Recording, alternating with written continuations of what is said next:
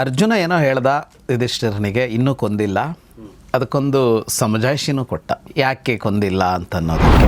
ಅರ್ಜುನ, ನಾವು ದ್ವೈತವನದಲ್ಲಿದ್ವಲ್ಲ, ವನವಾಸದಲ್ಲಿ, ನೀನು ಆವಾಗಲೇ ನಾನು ಕರ್ಣನ ಜೊತೆಗೆ ಯುದ್ಧ ಮಾಡಲ್ಲ ಅಂತ ಹೇಳಿಬಿಟ್ಟಿದ್ರೆ ನಾವು ಬೇರೆ ದಾರಿ ಕಂಡುಕೋತಿದ್ವಲ್ಲ. ಅವತ್ತು ನೀನೇನು ಹೇಳಿದೆ ದ್ವೈತವನದಲ್ಲಿ? ನನ್ನ ಎದುರು ಪ್ರತಿಜ್ಞೆ ಮಾಡಿದೆ, ಒಂದು ಕೆಲಸ ಮಾಡು, ನಿನ್ನ ಈ ಗಾಂಡೀವ ಇದೆಯಲ್ಲ ಅದನ್ನು ಕೃಷ್ಣನಿಗೆ ಕೊಡು, ನೀನು ಸಾರಥಿ ಜಾಗದಲ್ಲಿ ಕುಳಿತುಕೋ, ಕೃಷ್ಣ ಮುಂದಿನ ಕೆಲಸ ಮಾಡ್ತಾನೆ. ಈ ಥರ ಮಾಡೋದು ಅಂತ ಆಗಿದ್ದರೆ ನೀನು 5ನೇ ತಿಂಗಳಲ್ಲಿ ತಾಯಿಯ ಹೊಟ್ಟೆಯಲ್ಲೇ ನೀನು ಸತ್ತೋಗ್ಬಿಡ್ಬೋದಾಗಿತ್ತು. ಅರ್ಜುನನ ಮುಖ ಕೆಂಪಾಗತ್ತೆ, ಕಣ್ಣುಗಳು ಕೆಂಡದುಂಟೆ ಅಂತಾಗ್ತವೆ. ಇದ್ದಕ್ಕಿದ್ದ ಹಾಗೆ ಹೊರಗೆ ಕೈ ಹಾಕಿ ಖಡ್ಗ ಎಳಿತಾನೆ, ಖಡ್ಗ ತೆಗಿತಾನೆ. ಯಾಕೆ ಅಂದರೆ ಜಿಘಾಂಸುರ್ ಭರತರ್ಷಭಂ, ಯುಧಿಷ್ಠಿರನನ್ನು ಕೊಲ್ಲೋಕೆ. ನನಗೆ ಈಗ ಅನ್ನಿಸ್ತಾ ಇದೆ ಅರ್ಜುನ, ನೀನು ಹಿರಿಯರಿಂದ ಏನನ್ನೂ ಕಲಿತೇ ಇಲ್ಲ ಅಂತ ಅನ್ನಿಸ್ತಾ ಇದೆ ನನಗೆ. ಯಾಕೆ ಅಂದರೆ ಯಾವ ಹೊತ್ತಿನಲ್ಲಿ ಏನನ್ನು ಮಾಡಬೇಕು ಅನ್ನೋದೇ ನಿನಗೆ ಗೊತ್ತಿಲ್ಲ ಅಂತ ಅಂದರೆ ನೀನು ದೊಡ್ಡವರಿಂದ ಏನನ್ನೋ ಕಲ್ತ್ಕೊಂಡಿಲ್ಲ.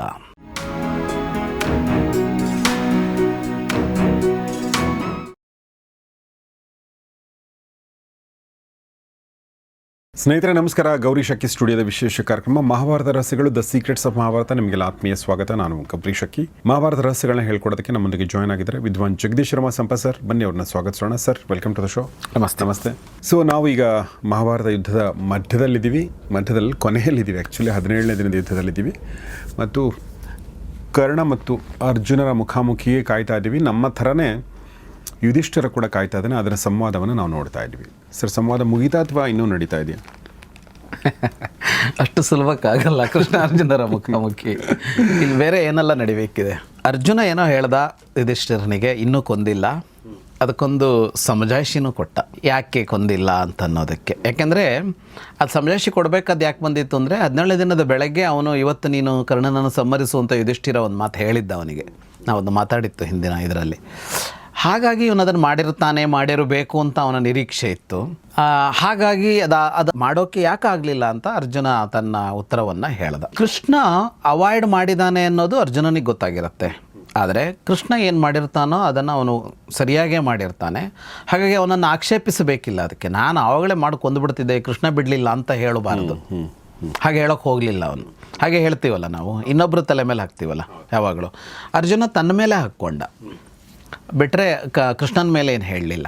ಇಷ್ಟಾಗಿ ನಾನು ಕೊಲ್ತೀನಿ, ನನಗೆ ಆಶೀರ್ವಾದ ಮಾಡು, ಅನುಜ್ಞೆ ಕೊಡು, ಈಗ ಹೋಗಿ ನಾನು ಕರ್ಣ ಸಂಹಾರ ಮುಗಿಸ್ತೀನಿ ಅಂತ ಅಂದ. ವರ್ಷ ನೀವು ಕೇಳಿದ ಹಾಗೆ ಉಳಿದವರು ಅಂದ್ಕೊಂಡಾಗ ಈಗ ಯುಧಿಷ್ಠಿರ ಅವನಿಗೆ ಆಶೀರ್ವಾದ ಮಾಡ್ತಾನೆ, ಇವನು ಹೋಗ್ತಾನೆ ಅಂತ ಅಂದ್ಕೋಬೇಕಲ್ಲ. ಹಂಗೆ ನಡೀಲಿಲ್ಲ. ಅವನಂದ ಯುಧಿಷ್ಠಿರ, ಇದಂ ಯದಿ ದ್ವೈತವನೇಹ್ಯವೇಕ್ಷ್ಯ ಕರ್ಣಂ ಯೋದ್ಧುಂ ನ ಪ್ರಸಹೇ ನೃಪೇತಿ ವಯಂ ತದಾ ಪ್ರಾಪ್ತ ಕಾಲಾನಿ ಸರ್ವೇ ವೃತಾನ್ಯುಪೈಷ್ಯಾಮ ತದೈವ ಪಾರ್ಥ. ಅರ್ಜುನ, ನಾವು ದ್ವೈತವನದಲ್ಲಿದ್ವಲ್ಲ, ವನವಾಸದಲ್ಲಿ, ನೀನು ಆವಾಗಲೇ ನಾನು ಕರ್ಣನ ಜೊತೆಗೆ ಯುದ್ಧ ಮಾಡಲ್ಲ ಅಂತ ಹೇಳಿಬಿಟ್ಟಿದ್ರೆ ನಾವು ಬೇರೆ ದಾರಿ ಕಂಡುಕೋತಿದ್ವಲ್ಲ. ಅವತ್ತು ನೀನೇನು ಹೇಳಿದೆ ದ್ವೈತವನದಲ್ಲಿ? ನನ್ನ ಎದುರು ಪ್ರತಿಜ್ಞೆ ಮಾಡಿದೆ, ನೀನು ಕರ್ಣನನ್ನು ನಾನು ಸಂಹರಿಸ್ತೀನಿ ಅಂತ ನೀನು ಪ್ರತಿಜ್ಞೆ ಮಾಡಿದೆ. ಇವತ್ತು ಅದನ್ನು ಮಾಡ್ತಲೇ ಇಲ್ಲ ನೀನು. ನಮಗೆ ನಿನ್ನ ಮೇಲೆ ಒಂದು ನಂಬಿಕೆ, ನಿನ್ನನ್ನು ನಂಬಿ ನಾವು ಯುದ್ಧಕ್ಕೆ ಹೆಜ್ಜೆ ಇಟ್ವಿ, ನೀನು ನಮಗೆ ಗೆಲುವು ತಂದು ಕೊಡ್ತಿ ಅಂತ. ಅನ್ವಾಶಿಷ್ಮ ವಯಮರ್ಜುನ ತ್ವಯಿ ಯುಯಾಸವೋ ಬಹು ಕಲ್ಯಾಣಮಿಷ್ಟಂ, ನಿನ್ನಿಂದ ನಮ್ಮ ಕಲ್ಯಾಣ ಆಗತ್ತೆ ಅಂತ ಅಂದ್ಕೊಂಡಿದ್ದೀವಿ, ಏನೂ ಆಗ್ತಾನೆ ಇಲ್ಲ. ತನ್ನ ಸರ್ವಂ ವಿಫಲಂ ರಾಜಪುತ್ರ, ಎಲ್ಲ ವಿಫಲವೇ ಆಗಿದೆ. ನೀನು ಹುಟ್ಟಿ 7 ದಿನ ಆಗಿತ್ತು. ನೀನು ಹುಟ್ಟಿ 7 ದಿನ ಆದಾಗ ಒಂದು ಇದಾಯಿತು, ಅಶರೀರವಾಣಿ ಆಯಿತು. ಏನು ಅಂದರೆ ಇವನು ಇಂದ್ರನಷ್ಟು ಪರಾಕ್ರಮಿ, ಇವನು ಎಲ್ಲ ಶತ್ರುಗಳನ್ನು ಇವನು ಗೆಲ್ತಾನೆ ಅನ್ನುವ ಮಾತನಾಡ್ತದ್ದು. ಜಾತಃ ಪುತ್ರೋ ವಾಸವ ವಿಕ್ರಮೋಯಂ ಸರ್ವಾನ್ ಶೂರಾನ್ ಶಾತ್ರವಾನ್ ಜೇಷ್ಯತೀತಿ, ತನ್ನ ಎಲ್ಲ ವಿರೋಧಿಗಳನ್ನು ಇವನು ಗೆಲ್ತಾನೆ ಅಂತ ಅಶರೀರವಾಣಿಯಾಗಿತ್ತು. ಅದನ್ನು ಅಲ್ಲಿರುವ ಋಷಿಗಳೂ ಹೇಳಿದರು, ಅಯಂಜೇತ ಅಂತ ಅಶರೀರವಾಣಿಯೂ ಹೇಳ್ತು. ಅವರೂ ಹೇಳಿದ್ರು, ಏನು ಖಾಂಡವವನದ ಹೊತ್ತಿನಲ್ಲಿ ಇವನು ದೇವತೆಗಳನ್ನೇ ಸೋಲಿಸ್ತಾನೆ, ಮದ್ರರು, ಕಲಿಂಗರು, ಕೇಕೆಯರು, ಕುರುಗಳು ಎಲ್ಲರನ್ನೂ ಸೋಲಿಸ್ತಾನೆ ಇವನು ಅನ್ನುವಂಥ ಮಾತನ್ನು ಅಶರೀರವಾಣಿಯೂ ಹೇಳ್ತು, ಮಹರ್ಷಿಗಳೂ ಹೇಳಿದ್ರು. ಆದರೆ ಅದೇನಾಗಲೇ ಇಲ್ವಲ್ಲ ಈಗಿಲ್ಲಿ.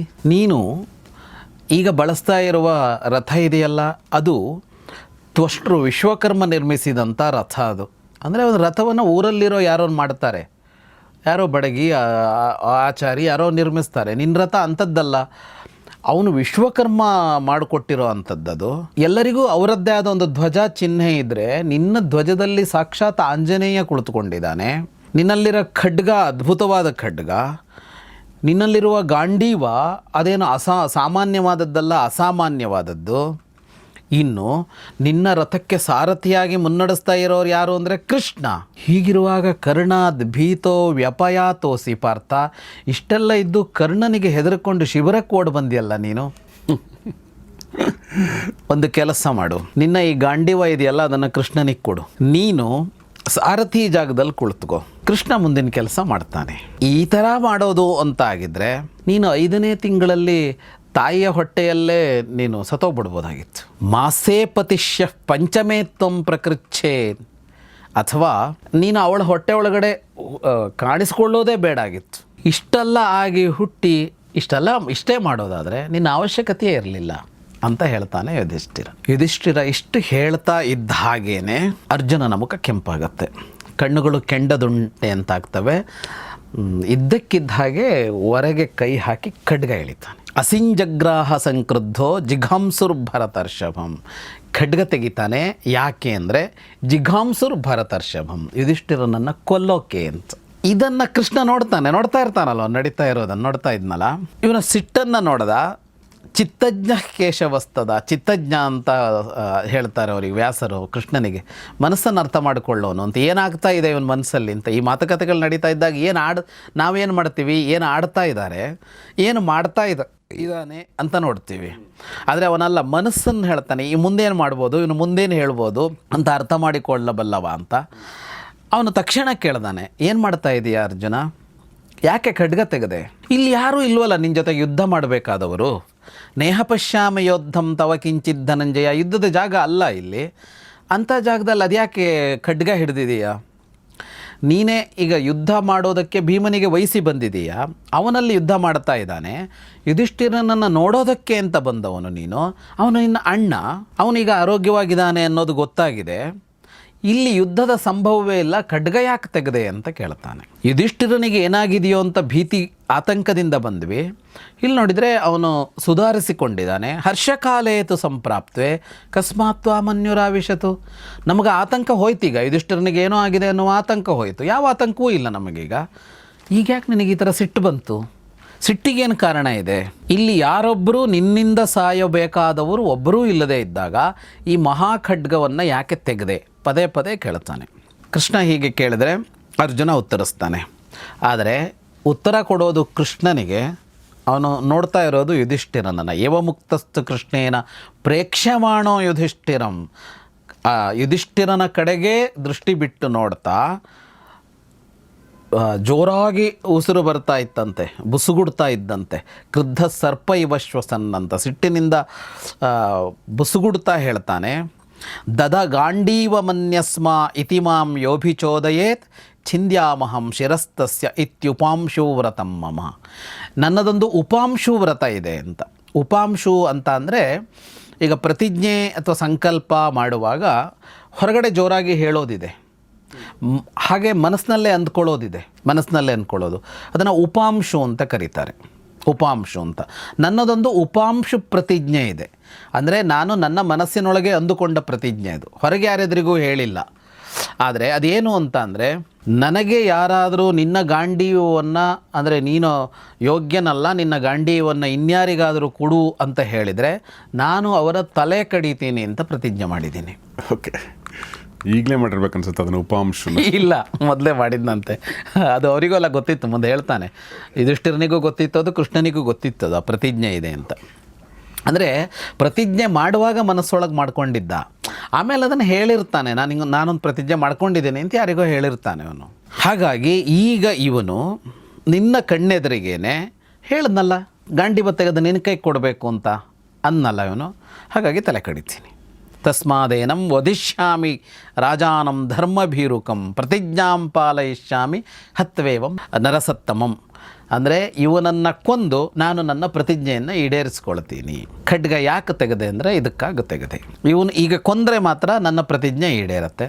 ಪ್ರತಿಜ್ಞೆ ಈಡೇರಿದ್ರೆ ಮಾತ್ರ ನನ್ನ ಚಿಂತೆ ಇನ್ನೊಂದು ಹೋಗುತ್ತೆ, ಇಲ್ಲದ್ರೆ ನಾನು ಪ್ರತಿಜ್ಞಾ ಬದ್ಧನಾಗಿ ಉಳಿಯೋದಿಲ್ಲ, ಪ್ರತಿಜ್ಞಾ ಭಂಗ ಆಗಿಬಿಡತ್ತೆ ಅಂತ ಹೇಳ್ತಾನೆ. ಇಷ್ಟು ಜೋರಾಗಿ ಹೇಳಿದವನು. ಈ ಅರ್ಜುನನ ವಿಭಿನ್ನತೆ ಇರೋದೇ ಅಲ್ಲಿ. ಇಷ್ಟು ಸಿಟ್ಟಾಗಿದೆ, ಇಷ್ಟು ಹೇಳಿದ್ದಾನೆ. ಇಷ್ಟು ಹೇಳ್ತಾ ಇರೋವನೇ ಹೇಳ್ತಾನೆ, ಕಿಂವಾ ತ್ವಂ ಮನ್ಯಸೆ ಪ್ರಾಪ್ತಮಸ್ಮಿನ್ ಕಾಲೇ ಸಮುತ್ಥಿತೆ ತ್ವಮಸ್ಯ ಜಗತಸ್ತಾತ ವೇತ್ಥ ಸರ್ವಂ ಗತಾಗತಂ. ನಿನಗೇನು ಅನಿಸುತ್ತೆ, ನಾನೀಗೇನು ಮಾಡಬೇಕು, ನಾನು ಯಾವುದು ಮಾಡೋದು ಸರಿ ಅಂತ ಅನಿಸುತ್ತೆ, ನೀನೇನು ಹೇಳ್ತೀಯೋ ಅದನ್ನು ನಾನು ಮಾಡ್ತೀನಿ. ಅಂದರೆ ನಾನು ಪ್ರತಿಜ್ಞೆ ಮಾಡಿದ್ದೀನಿ, ನಾನು ಅವನನ್ನು ಕೊಲ್ಲದೇ ಇದ್ದೆ ಪ್ರತಿಜ್ಞಾ ಭಂಗ ಆಗುತ್ತೆ, ಆದರೆ ಅವನನ್ನು ಕೊಲ್ಲುವಂತಿಲ್ಲ. ಅದನ್ನು ಹೇಳಿಲ್ಲ ಅವನೀಗ ಈಗ ಗೊಂದಲದಲ್ಲಿದ್ದಾನೆ, ದ್ವಂದ್ವದಲ್ಲಿದ್ದಾನೆ. ಅಂದರೆ ಎಷ್ಟು ಬೇಗ ಆ ಬದಲಾಗೋದಿದೆಯಲ್ಲ. ಈ ಅರ್ಜುನನಿಗೆ ದೀರ್ಘ ಕೋಪಗಳು, ಅವನಿಗೆ ಸಿಟ್ಟು ಬರೋದು ಕಡಿಮೆನೇ ಇದೆಯಲ್ಲ, ದೀರ್ಘ ಕೋಪಗಳು ಅದನ್ನು ಎಳ್ಕೊಂಡು ಹೋಗೋದು ಅಲ್ಲ, ಇಲ್ಲವೇ ಇಲ್ಲ ಅಂತ ಕ್ಷಣದಲ್ಲಿ ಕೋಪ ಮರೆಯಾಗೋಯ್ತು ಅಂತ. ತಕ್ಷಣ ಮಾರ್ಗದರ್ಶನ ಕೇಳಿಬಿಟ್ಟ ಕೃಷ್ಣನದ್ದು. ನೀನೇನು ಹೇಳ್ತೀಯೋ ಅದನ್ನು ನಾನು ಮಾಡ್ತೀನಿ. ಕೃಷ್ಣ ಹೇಳ್ತಾನೆ, ನನಗೆ ಈಗ ಅನ್ನಿಸ್ತಾ ಇದೆ ಅರ್ಜುನ, ನೀನು ಹಿರಿಯರಿಂದ ಏನನ್ನೂ ಕಲಿತೇ ಇಲ್ಲ ಅಂತ ಅನ್ನಿಸ್ತಾ ಇದೆ ನನಗೆ. ಯಾಕೆ ಅಂದರೆ ಯಾವ ಹೊತ್ತಿನಲ್ಲಿ ಏನನ್ನು ಮಾಡಬೇಕು ಅನ್ನೋದೇ ನಿನಗೆ ಗೊತ್ತಿಲ್ಲ ಅಂತ ಅಂದರೆ ನೀನು ದೊಡ್ಡವರಿಂದ ಏನನ್ನೋ ಕಲ್ತ್ಕೊಂಡಿಲ್ಲ. ನಹಿ ಧರ್ಮ ವಿಭಾಗಜ್ಞ ಕುರ್ಯಾದೇವಂ ಧನಂಜಯ. ಧರ್ಮ ವಿಭಾಗದ ಅರಿವು ಬೇಕು ಅಂತ. ಅಂದರೆ ಇದು ಧರ್ಮ ಅಂತ ಇರುತ್ತೆ, ಆದರೆ ಯಾವುದನ್ನು ಯಾವಾಗ ಮಾಡಬೇಕು ಅನ್ನೋದು ಗೊತ್ತಾಗಿರಬೇಕು. ಇದು ಧರ್ಮ ಅನ್ನುವ ಕಾರಣಕ್ಕೆ ಅದನ್ನು ಎಲ್ಲ ಹೊತ್ತಿನಲ್ಲೂ ಎಲ್ಲ ಕಾಲದಲ್ಲೂ ಮಾಡುವಂತಿಲ್ಲ. ಸಂದರ್ಭ ಸನ್ನಿವೇಶವನ್ನು ನೋಡಿಕೊಂಡೇ ಇದನ್ನು ಮಾಡಬೇಕಾ ಬೇಡವಾ ಅಂತ ನಿರ್ಣಯಿಸಬೇಕು ಅಂತ. ಇಲ್ಲಿ ಧರ್ಮ ಅಂದರೆ ನ್ಯಾಯ, ಕಾನೂನು ಅಂತೆಲ್ಲ ಅರ್ಥ. ಕರ್ತವ್ಯ. ಈಗ ಕಾನೂನಿದೆ ಅಂತ ಎಲ್ಲ ಹೊತ್ತಿನಲ್ಲೂ ಅಲ್ಲ ಅಂತ. ಆ ಕಾನೂನಿನ ಪರಿಪಾಲನೆಯನ್ನು ಈಗ ಮಾಡಬೇಕಾ ಅಂತ ಯೋಚಿಸಬೇಕಾಗತ್ತೆ ಅಂತ. ಕಾನೂನು ಪರಿಪಾಲನೆ ಮಾಡಬೇಕಾ ಅಂತ. ಅಕಾರ್ಯಾಣಾಂಚ ಕಾರ್ಯಾಣಾಂ ಸಂಯೋಗಂ ಯಃ ಕರೋತಿ ವೈ ಕಾರ್ಯಾಣಾಂ ಅಕ್ರಿಯಾಣಾಂಚ ಸಪಾರ್ಥ ಪುರುಷಾಧಮಃ. ಮಾಡಬೇಕಾದದ್ಯಾವುದು ಮಾಡಬಾರದ್ಯಾವುದು ಅನ್ನೋದನ್ನು ಯಾರಾದರೂ ಮಿಶ್ರ ಮಾಡಿಕೊಂಡ್ರೆ, ಅಂದರೆ ಮಾಡಬೇಕಾದ್ದನ್ನು ಮಾಡೋಲ್ಲ, ಮಾಡಬಾರದ್ದನ್ನು ಮಾಡ್ತಾನೆ, ಆ ಸಮಯಕ್ಕೆ ಏನು ಮಾಡಬೇಕೋ ಅದನ್ನು ಮಾಡಲ್ಲ, ಆ ಸಮಯಕ್ಕೆ ಮಾಡಬಾರ್ದನ್ನು ಮಾಡ್ತಾನೆ ಅಂದರೆ ಅವನು ಪುರುಷಾಧಮ ಅನ್ನೋದು, ಅಧಮ ಪುರುಷ ಅವನು ಅಂತ. ಅಂದರೆ ಅದು ಧರ್ಮವೇ ಆಗಿರ್ಬೋದು, ಅದು ಕಾನೂನೇ ಆಗಿರ್ಬೋದು, ಅದು ನ್ಯಾಯವೇ ಆಗಿರ್ಬೋದು. ಆದರೆ ಈಗ ಮಾಡಬೇಕಾ ಅಂತ ನೋಡಬೇಕು ಅಂತ. ಧರ್ಮ ಯಾವುದು ಅನ್ನುವ ನಿಶ್ಚಯ ಸುಲಭ ಅಲ್ಲ ಅಂತ ಹೇಳ್ತಾನೆ ಕೃಷ್ಣ. ಅನುಸೃತ್ಯತು ಯೇ ಧರ್ಮಂ ಕವಯಃ ಸಮುಪಸ್ಥಿತಾಃ ಸಮಾಸ ವಿಸ್ತರವಿದಾಂ ನ ತೇಷಾಂ ವೇತ್ಥ ನಿಶ್ಚಯಂ. ಇಡೀ ಧರ್ಮ ಏನು ಅಂತ ಅಧ್ಯಯನ ಮಾಡಿಕೊಂಡವರಿಗೂ ಕೂಡ ಯಾವ ಸನ್ನಿವೇಶದಲ್ಲಿ ಯಾವುದು ಧರ್ಮ ಅನ್ನುವ ನಿರ್ಣಯಕ್ಕೆ ಬರೋಕ್ಕಾಗಿಲ್ಲ ಇವತ್ತಿನವರೆಗೂ ಅಂತ. ಅನಿಶ್ಚಯಜ್ಞೋ ಹಿ ನರಃ ಕಾರ್ಯಾಕಾರ್ಯ ವಿನಿಶ್ಚಯೇ ಅವಶೋ ಮುಖ್ಯತೆ ಪಾರ್ಥ ಯಥಾತ್ವಂ ಮೂಢಯೇವತು.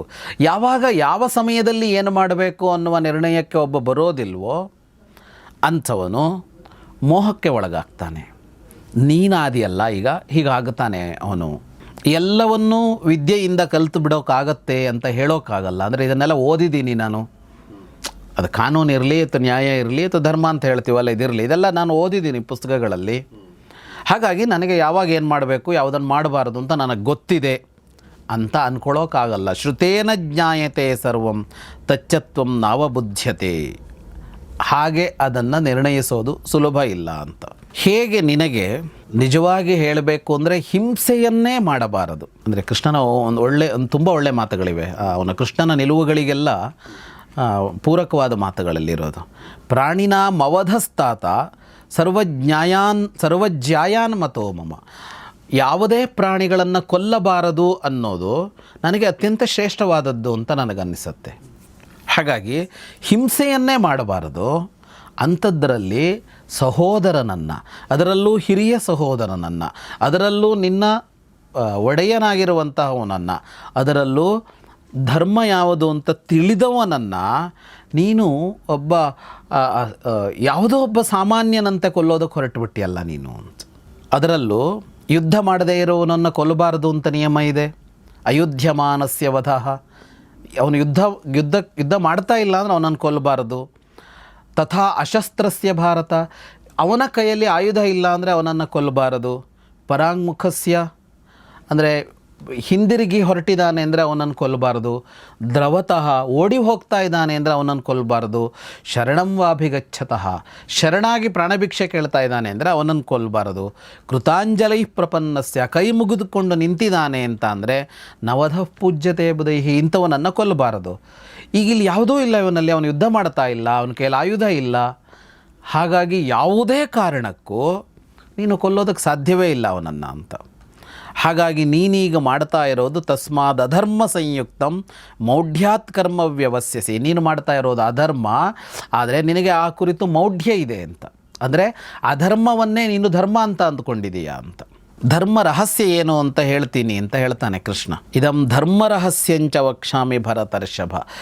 ಧರ್ಮದ ರಹಸ್ಯ ಅಂದರೆ ಧರ್ಮದ ಆಂತರ್ಯ ಏನು ಅಂತ, ಧರ್ಮದ ಮರ್ಮ ಏನು ಅಂತ.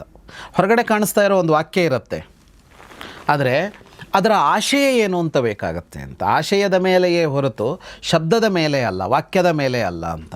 ಹಾಗಾಗಿ ಅದರ ಒಳಗಡೆ ಅದರ ಆಶಯ ಇದೆಯಲ್ಲ, ಅದೇನು ಅಂತ ಹೇಳ್ತೀನಿ. ಇದನ್ನು ನಿನಗೆ ಭೀಷ್ಮ, ಯುಧಿಷ್ಠಿರ, ವಿದುರ ಅಥವಾ ನಿನ್ನ ತಾಯಿ ಕುಂತಿ ಮಾತ್ರ ಹೇಳಬಲ್ಲರು. ಅದನ್ನು ನಾನು ನಿನಗೆ ಹೇಳ್ತಾ ಇದ್ದೀನಿ ಅಂತ. ಅಂದರೆ ಅದರ ಮೂಲಕ ಯಾವುದು ಧರ್ಮ ಅಂತ ಆ ಕಾಲಘಟ್ಟದಲ್ಲಿ ನಿರ್ಣಯಿಸಬಲ್ಲವರು ಯಾರು ಅಂದರೆ ಇಷ್ಟು ಜನರ ಹೆಸರು ಹೇಳ್ದಾಕಾಯ್ತು ಅವನು ಕೃಷ್ಣ. ಭೀಷ್ಮ, ಯುಧಿಷ್ಠಿರ, ವಿದುರ ಮತ್ತು ಕುಂತಿ, ಅವರಿಗೆ ಯಾವುದು ಸರಿ ಯಾವುದು ತಪ್ಪು, ಯಾವ ಕಾಲದಲ್ಲಿ ಏನನ್ನು ಮಾಡಬೇಕು ಏನನ್ನು ಮಾಡಬಾರ್ದು ಅನ್ನುವ ಸರಿಯಾದ ನಿರ್ಣಯ ಇದೆ ಅಂತ. ಇಲ್ಲಿ ನೀವೊಂದು ಹೇಳಿದಾಗ ನನಗೆ ಇತ್ತೀಚೆಗೆ ಒಂದು ಸಿನಿಮಾ ನೋಡ್ತಾ ಇದ್ದೆ. ಅದರಲ್ಲಿ ನಮ್ಮ ಕಾನ್ಸ್ಟಿಟ್ಯೂಷನಲ್ಲಿ ಇರುವಂಥದ್ದನ್ನು ಒಬ್ಬ ಜಡ್ಜ್ ಜಾಲಿಯಲ್ಲಿ ಹೇಳ್ತಾರೆ, ನಮ್ಮ ಕಾನ್ಸ್ಟಿಟ್ಯೂಷನಲ್ಲಿ ನೀವು ಹೇಳಿದ್ದೇ ಇರೋದು, ಕೃಷ್ಣ ಹೇಳಿದ್ದೆ, in letter and in spirit. Letter ಹೇಳ್ತಾ ಇದೆ ನಿನಗೆ, ಲೆಟರ್ ಅಂದರೆ ಬರೆದದ್ದು ಲೇಖನ, ಅದು ಒಂದು ಸೆಂಟೆನ್ಸ್ ವಾಕ್ಯ ಹೇಳ್ತಾ ಇದೆ. ಬಟ್ ಅದರಷ್ಟೇ ಮುಖ್ಯ ಅಥವಾ ಅದಕ್ಕಿಂತ ಮುಖ್ಯ ಅದರ ಸ್ಪಿರಿಟ್ ಅಂದ್ರೆ ಆಶಯ. ಅದು ಆ ಆಶಯ ಅಂದ್ರೆ ಲೆಟರ್ ಎಲ್ರಿಗೂ ಅರ್ಥ ಆಗುತ್ತೆ ಅಲ್ವಾ? ನೀವು ಹೇಳಿದ ಸ್ಪಿರಿಟ್ ಅರ್ಥ ಮಾಡ್ಕೋಬೇಕಾದ್ರೆ ಅದಕ್ಕೊಂದು ಏನೋ ಬೇಕಾಗುತ್ತೆ, ಒಂದು ಪ್ರಿಪರೇಷನ್ ಬೇಕಾಗುತ್ತೆ, ಒಂದು ವಯಸ್ಸು, ಒಂದು ಅನುಭವ, ತಿಳುವಳಿಕೆ ಎಲ್ಲ ಬೇಕಾಗತ್ತೆ. ಅದನ್ನೇ ತುಂಬ ಚೆನ್ನಾಗಿ ಆ ವಾಕ್ಯ ಅದು ಏನು ಹೇಳ್ತಾ ಇದೆ, ಅದರ ಮೂಲಕ ಏನು ಹೇಳ್ತಾ ಇದೆ ಅಂತ ಎರಡು ಅಂತ. ಅದು ಹೇಳ್ತಾ ಇರೋದು ಒಂದು, ಅದರ ಮೂಲಕ ಅದು ಹೇಳ್ತಾ ಇರೋದು ಇನ್ನೊಂದಾಗಿರುತ್ತೆ ಅಂತ. ಹಾಗಾಗಿ ಸತ್ಯಸ್ಯ ವಚನಂ ಸಾಧು, ಸರಿ, ಸತ್ಯ ಅನ್ನೋದಿದೆಯಲ್ಲ ಅದು ಅತ್ಯಂತ ಯೋಗ್ಯವಾದದ್ದು. ಸತ್ಯ ಅಂದರೆ ಈಗ ನಾನು ಪ್ರತಿಜ್ಞೆ ಮಾಡಿದ್ದೀನಿ ಅದರಂತೆ ನಡ್ಕೊಳ್ಬೇಕು, ಅದು ಸತ್ಯ ಪ್ರತಿಜ್ಞನಾಗಿರೋದು. ನ ಸತ್ಯಾದ್ವಿದ್ಯತೆ ಪರಂ, ಸತ್ಯಕ್ಕಿಂತ ದೊಡ್ಡದು ಜಗತ್ತಿನಲ್ಲಿ ಯಾವುದೂ ಇಲ್ಲ. ಒಂದು ಮಾತಾಡಿದ್ರೆ ಹಾಗೇ ನಡ್ಕೋಬೇಕು. ತತ್ವೈನೈತತ್ ಸುದುರ್ಜ್ಞೇಯಂ ಯಸ್ಯ ಸತ್ಯಮನುಷ್ಠಿತಂ. ಆದರೆ ಒಬ್ಬ ಹಾಗೆ ನಡೆದುಕೊಂಡ ಮಾತ್ರಕ್ಕೆ ಅವನು ಸತ್ಯವಂತನನ್ನ ಅನ್ನುವ ವಿಷಯ ಯೋಚನೆ ಮಾಡಬೇಕಾಗಿದೆ ಅಂತ. ಹೇಳಿದಂತೆ ನಡ್ಕೊಳ್ಬೇಕು, ನುಡಿದಂತೆ ನಡೆಯಬೇಕು. ಆದರೆ ಒಬ್ಬ ವ್ಯಕ್ತಿ ನುಡಿದಂತೆ ನಡೆದ ಅಂತ ಆದಾಗ ಅವನನ್ನು ಸತ್ಯವಂತ ಅಂತ ಕರಿಬೋದಾ ಅನ್ನುವ ವಿಷಯದಲ್ಲಿ ಯೋಚನೆ ಮಾಡೋದಿದೆ ಅಂತ. ಅಂದರೆ ಧರ್ಮ ಭೀರು ಅಂತ ನಾವು ಕರಿಬಹುದಾ ಅಂತ ಹೇಳಿ, ಅಂದರೆ ಸತ್ಯವನ್ನು ಹೇಳ್ದ, ಅವನು ಹೇಳಿದ್ದನ್ನೇ ಮಾಡ್ದ, ಸೊ ಅಲ್ಲಿಗೆ ಧರ್ಮಿಷ್ಠ ಅಂತ ಕರಿಬೋದಾ, ನ್ಯಾಯಸ್ಥ ಅಂತ ಕರಿಬೋದಾ ಅಂತ ಅಂದರೆ ಅಲ್ಲ ಅಂತ. ಅಲ್ಲ, ಹಾಗಿಲ್ಲ ಅದು ಅಂತ. ಭವೇತ್ ಸತ್ಯಂ ಅವಕ್ತವ್ಯಂ ವಕ್ತವ್ಯಂ ಅನೃತಂ ಭವೇತ್ ಸರ್ವಸ್ವಸ್ಯಾಪಹಾರೇತು ವಕ್ತವ್ಯಂ ಅನೃತಂ ಭವೇತ್. ಯಾವುದು ಸುಳ್ಳು ಯಾವುದು ಸತ್ಯ ಅನ್ನೋದಿದೆಯಲ್ಲ, ಅಲ್ಲೇ ಚರ್ಚಿಸಬೇಕಾದ ಅಂಶ ಇದೆ ಅಂತ. ಸತ್ಯ ಯಾವುದು ಸುಳ್ಳು ಯಾವುದು ಅಂತ. ಸತ್ಯವೇ ಸುಳ್ಳಾಗಬಹುದು, ಸತ್ಯನೇ ಅದು. ಆದರೆ ಸುಳ್ಳು ಅದು ಸತ್ಯ ಆಗಬಹುದು. ಸರ್ವಸ್ವವನ್ನು ಒಬ್ಬ ಅಪಹರಿಸೋದಕ್ಕೆ ಬಂದಿದ್ದಾನೆ. ಈಗ ಸತ್ಯ ಹೇಳಬೇಕಾ ಸುಳ್ಳು ಹೇಳಬೇಕಾ? ಸರ್ವಸ್ವಸ್ಯಾಪಹಾರೇತು ವಕ್ತವ್ಯ ಅನೃತಂ ಭವೇತ್. ಆಗೇನು ಹೇಳಬೇಕು ಅಂದರೆ ನಿನ್ನ ಹತ್ರ ಇರೋ ಇದೆಲ್ಲ ಎಲ್ಲೆಲ್ಲಿದೆ ಹೇಳು ಅಂತ ಅಂದರೆ, ಅಥವಾ ಇವತ್ತು ಹೇಳಬೇಕು ಅಂದರೆ ಇದನ್ನೆಲ್ಲ ಪಾಸ್ವರ್ಡು OTP ಎಲ್ಲ ಕೊಟ್ಬಿಡು ಅಂತ ಅಂದರೆ ನಾನು ಸತ್ಯವಂತ, ಅವನು ಕೇಳ್ದಾಗ ಕೊಟ್ಟೆ ಅಂತ ಅನ್ನೋದಿದೆಯಲ್ಲ, ಇದನ್ನು ಸರಿ ಅಂತ ಒಪ್ಪತ್ತೀವ ಅಂತ. ಹಾಗಿದ್ರೆ ಇಲ್ಲಿ ಸತ್ಯ ಯಾವುದು? ಅಲ್ಲಿ ಹೇಳುವ ಸುಳ್ಳಿದೆಯಲ್ಲ, ಅದನ್ನು ಸುಳ್ಳು ಅಂತ ಹೇಳ್ತೀವ ನಾವು? ಇಲ್ಲ ಅಂತ, ಅದು ಸುಳ್ಳಲ್ಲ ಅಂತ. ಹಾಗಾಗಿ ಸತ್ಯ ಸುಳ್ಳಿನ ವ್ಯಾಖ್ಯಾನ ಬೇರೆ ಇದೆ ಅಂತ. ಪ್ರಾಣಾತ್ಯಯೇ ವಿವಾಹೇ ಚ ವಕ್ತವ್ಯಂ ಅನೃತಂ ಭವೇತ್ ಯತ್ರಾನೃತಂ ಭವೇತ್ ಸತ್ಯಂ ಸತ್ಯಂಚಾಪ್ಯನೃತಂ ಭವೇತ್. ಸತ್ಯ ಸುಳ್ಳಿನ ಪರಿಣಾಮ ಕೊಡ್ಬೋದು, ಸುಳ್ಳು ಸತ್ಯದ ಪರಿಣಾಮವನ್ನು ಕೊಡ್ಬೋದು. ಪ್ರಾಣವೇ ಹೋಗುತ್ತೆ ಅನ್ನೋ ಹೊತ್ತಿನಲ್ಲಿ ಸುಳ್ಳು ಹೇಳಬೇಕಾಗಿ ಬರ್ಬೋದು, ಸುಳ್ಳು ಹೇಳಬೇಕಾಗ ಅಂತ.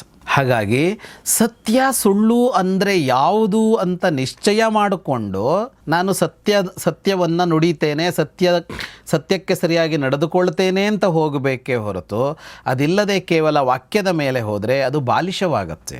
ಅದಕ್ಕೆ ಹೇಳ್ತಾನೆ, ಎರಡು ವ್ಯಕ್ತಿಗಳನ್ನು ಉದಾಹರಿಸ್ತಾನೆ ಕೃಷ್ಣ. ಕಿಮಾಶ್ಚರ್ಯಂ ಕೃತಪ್ರಜ್ಞ ಪುರುಷೋಪಿ ಸುದಾರುಣ ಸುಮಹತ್ ಪ್ರಾಪ್ನಿಯಾತ್ ಪುಣ್ಯಂ ಬಲಾಕೋಂಧವದಾದಿವ. ಒಬ್ಬ ಬಲಾಕ ಅಂತ ಒಬ್ಬ ಇದ್ದಂತೆ. ಅವನು ಬೇಟೆಗಾರ ಅವನು. ಆದರೆ ಅವನು ಮಾಡಿದ ಒಂದು ಕೃತ್ಯದಿಂದ ಅವನಿಗೆ ಅಪಾರವಾದ ಪುಣ್ಯ ಬಂತು. ಏನವನು ಮಾಡಿದ್ದು ಅಂದರೆ ಒಂದು ಪ್ರಾಣಿಯನ್ನು ಕೊಂದವನು. ಆ ಪ್ರಾಣಿಯನ್ನು ಕೊಂದಿದ್ದರಿಂದಾಗಿ ಬೇಟೆಗಾರನಿಗೆ ಒಂದು ಮಹಾಪುಣ್ಯ ಬಂತು. ಇನ್ನೊಬ್ಬ ಕೌಶಿಕ ಅಂತ ಒಬ್ಬ ಕಿಮಾಶ್ಚರ್ಯಂ ಪುನರ್ಮೂಢೋ ಧರ್ಮಕಾಮೋಪ್ಯ ಪಂಡಿತ ಸುಮಹತ್ ಪ್ರಾಪ್ನಿಯಾತ್ ಪಾಪಂ ಆಪಗಾಮಿವ ಕೌಶಿಕ. ಅವನೊಬ್ಬ ತಪಸ್ವಿ, ಆದರೆ ಇವನು ಬೇಟೆಗಾರ. ಇವನು ಪ್ರಾಣಿಯನ್ನು ಕೊಂದ, ಇವನಿಗೆ ಪುಣ್ಯ ಬಂತು.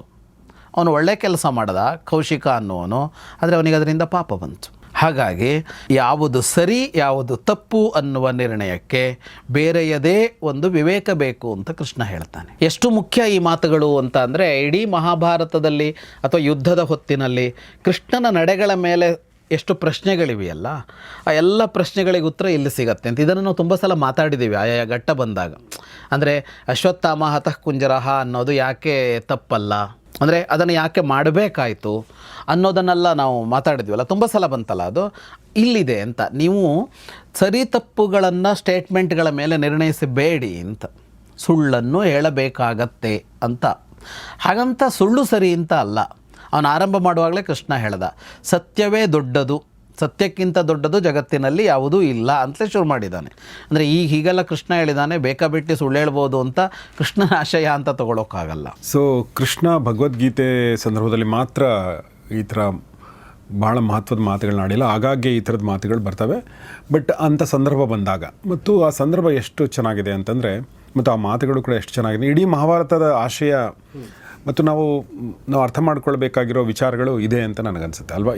ಈ ಥರ ವಿಚಾರಗಳೇ ನಾವು ಅರ್ಥ ಮಾಡ್ಕೊಳ್ಬೇಕಾಗಿರೋದು. ಯಾಕೆಂದರೆ ಎಲ್ಲವೂ ಮೇಲ್ನೋಟಕ್ಕೆ ಏನಿದೆ ಅದನ್ನೇ ನೋಡಿಕೊಂಡು ನಾವು ಇದು ಹೀಗೆ ಅನ್ಕೋತೀವಿ. ಅರ್ಜುನ ಕರ್ಣನನ್ನು ಕೊಂದ ಅನ್ನೋದಲ್ಲ ಬೇಕಾಗಿರೋದು ಇದು ನಮ್ಗೆ. ಅದರಲ್ಲಿ ಇವನಿಗೆ ಶಕ್ತಿ ಇತ್ತ, ಅವನಿಗೆ ಶಕ್ತಿ ಇತ್ತ, ಅವನು ಸೋತ್ನ, ಇವನಿಗೆ ಅದನ್ನ ಕೊಂದ, ಅದೇನೋ ಆಯಿತು. ಆದರೆ ನಮಗೇನು, ನಾವು ಇದರಿಂದ ಸ್ವೀಕಾರ ಮಾಡೋದೇನು ಅಂದರೆ ಇದರ ನಡುವೆ ಇರುವ ಈ ಅಂಶಗಳೇ ನಮಗೆ ಬೇಕಾಗಿರೋದು. ಅದಕ್ಕೆ ಮಹಾಭಾರತ ಬೇಕಾಗಿರೋದು. ಅದೊಂದು ಸುಮ್ಮನೆ ರೋಚಕ ಕಥೆಯಾಗಿ ಅಲ್ಲ ನಮಗೆ ಬೇಕಾಗಿರೋದು ಅಂತ. ಹಾಗಾಗಿ ಇಂಥ ಹೊತ್ತಿನಲ್ಲಿ, ಈಗ ಕರ್ಣಾರ್ಜುನರ ಯುದ್ಧ ಆರಂಭವಾಗುವ ಹೊತ್ತಿನಲ್ಲಿ ಇಡೀ ಬದುಕಿಗೆ ಬೇಕಾಗುವಂಥ ತತ್ವಜ್ಞಾನ ಬರುತ್ತೆ ಅದರಲ್ಲಿ ಅಂತ. ಆಮೇಲೆ ನನಗನ್ಸುತ್ತೆ ಬಹುಶಃ ಮಹಾಭಾರತದಷ್ಟು ಅಂದರೆ ಸೈಕಾಲಜಿಕಲಿ ಡೀಪ್ ಸಬ್ಜೆಕ್ಟ್ ಬೇರೆ ಇರಲಿಕ್ಕಿಲ್ಲ ಅಲ್ವಾ. ಖಂಡಿತ ಹೌದು. ಮನುಷ್ಯನ ಬೇಕಾದ ವಿಚಾರಗಳನ್ನ ಅತ್ಯಂತ ಆಳವಾಗಿ ಮತ್ತು ಎಲ್ಲ ಅಂದರೆ ಒಂದು ವಿಚಾರ ಹೇಳಬೇಕಾದ್ರೆ ಅದಕ್ಕೆ ಏನೆಲ್ಲ ಆಕ್ಷೇಪಗಳು ಬರ್ಬೋದು ಅದನ್ನೆಲ್ಲವನ್ನು ಅರ್ಥ ಮಾಡಿಕೊಂಡು ಅಲ್ಲಿ ಮಾತಾಡಿದ್ದಾರೆ. ಹೌದು ಅಲ್ವಾ. ಹೌದು. ಆ ಪಾರ್ಟಿ ಸವಾಲ್ ನೀವೇನೇ ಪ್ರಶ್ನೆ ಕೇಳಿದ್ರು ಕೂಡ ಅದಕ್ಕೆ ಉತ್ತರ ಇದೆ, ನೀವು ಕೇಳದೇ ಇದ್ರು ಕೂಡ ಅಷ್ಟು ಚೆನ್ನಾಗಿ ಕೃಷ್ಣ ಅದನ್ನು ಹೇಳ್ತಾ ಹೋಗ್ತಾನೆ. ಸೊ ಇದಾದ ನಂತರ ಅರ್ಜುನ ಏನು ಹೇಳ್ತಾನೆ ಮತ್ತು ರಣರಂಗಕ್ಕೆ ಹೋಗ್ತಾನೆ ಅನ್ನೋದರ ಮುಂದಿನ ಭಾಗದಲ್ಲಿ ನೋಡೋಣ ಅಂತ ಹೇಳ್ತಾ ಇವತ್ತಿನ ಎಪಿಸೋಡ್ ಮುಗಿಸೋಕ್ಕಿಂತ ಮುಂಚೆ ವಿದ್ವಾನ್ ಜಗದೀಶ್ ಶರ್ಮಾ ಸಂಪತ್ ಸರ್ಗೆ ಧನ್ಯವಾದಗಳು sir. Thank you very much. ನಮ್ಮ ಜೊತೆ ಎಷ್ಟೊತ್ತು ಈ ವಿಚಾರಗಳನ್ನ ಶೇರ್ ಮಾಡಿಕೊಂಡ್ರಿ. ನಿಮ್ಮ ಅನಿಸಿಕೆಗಳಿಗೆ ಸ್ವಾಗತ, ಪ್ರಶ್ನೆಗಳಿಗೂ ಸ್ವಾಗತ. 525ನೇ ಎಪಿಸೋಡ್ಗೆ ನಿಮ್ಮೆಲ್ಲ ಪ್ರಶ್ನೆಗಳನ್ನ ತೆಗೆದುಕೊಂಡು ನಾನು ವಿಶೇಷ ಸಂಚಿಕೆಗಳನ್ನ ಮಾಡ್ತೀನಿ. ಅಲ್ಲಿವರೆಗೂ ನಿಮ್ಮ ಪ್ರಶ್ನೆಗಳನ್ನ ಕಳಿಸ್ತಾ ಇರಿ. ನೋಡ್ತಾ ಇರಿ ಗೌರಿ ಶಿಕ್ ಸ್ಟುಡಿಯೋ, ನೋಡ್ತಾ ಇರಿ ಮಹಾಭಾರತ ರಹಸ್ಯಗಳು. ನಮಸ್ಕಾರ.